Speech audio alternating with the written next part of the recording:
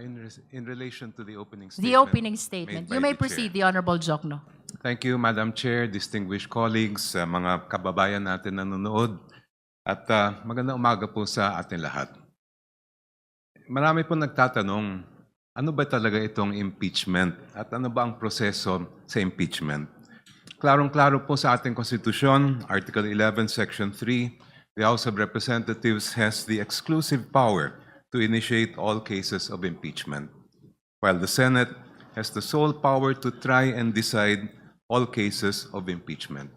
Sa madaling salita, ang Kongreso ang nagsasampa o naghahain ng impeachment case, habang ang Senado naman ang nagsisilbing hukom o tagahatol.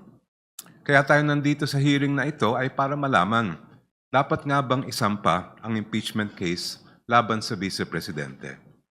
Nung nakaraan, nakita po natin na sufficient in form and substance ang dalawang impeachment complaint.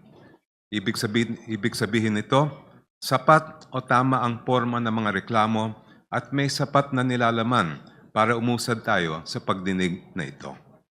Nakita din ng committee na ang impeachment complaint ay sufficient in grounds o may sapat na batayan. Sa puntong ito, mismo ang konstitusyon ang nag-uutos sa Committee on Justice na magsagawa ng hearing. Ano naman ang ihihiring natin? Siyempre, walang iba kundi ang ebidensya at testigo. Our duty is clear, Madam Chair. This committee must secure and verify every piece of evidence, and we must protect every witness so they may give their testimony under oath. Ito ay naaayon mismo sa Section 7 at 8 ng Rules of Impeachment.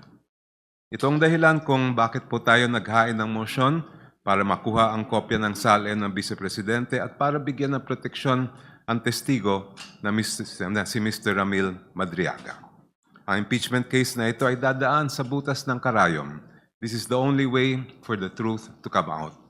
Pagkatapos ng committee, boboto po ang buong Kamara at magpapasya kung dapat ilitis ang kaso sa Senado.